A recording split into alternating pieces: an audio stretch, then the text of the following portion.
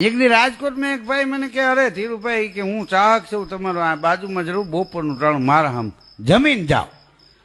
અરે મેં કીધું જમવું નથી. ના ના મને કે મારા હમ એમ હાલે મારે ક્યાં સ્પેશિયલ તમારા હારું બનાવવું બધું તૈયાર જ છે. મેં એનો ભાવ જોયો કીધું હાલો ને જાય. અમે ડેલીમાં ગયા હતા તો એની કરવાળી 3 છોકરાને ધબધબાટી બોલે. બોલો કે આ ધીરુભાઈ સરવૈયા શાંતિ રાખો હું બાતો. અરે બાઈ કે જુઓ ને મારા છોકરાએ ને તમારા છોકરાએ ભેગા થઈને આપણા છોકરાને માર્યો. ઘડીક હું ઝજકી ગયો. મેં કીધું એ કોણ એ બેન છે? અરે મને કે મારી ઘરવાળી છે. મેં કીધું તો એમ કેમ કે છે એના છોકરાએ ને તમારા છોકરાએ ભેગા થઈને એમ કે આપણા છોકરાને માર્યો? તો કે તમે કલાકાર છો નો સમજ્યા? કીધું ના.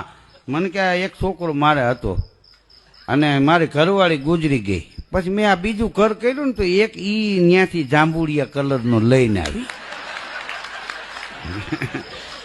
એટલે અહીંયા જે હતો ઈ મને કે મારો, ઈ ત્યાંથી લઈ આવી ઈ એનો, અને આ સટાપટા વાળી સડી વાળો રહ્યો ને ઈ અહીંયા આવીને થયો ઈ આપણો.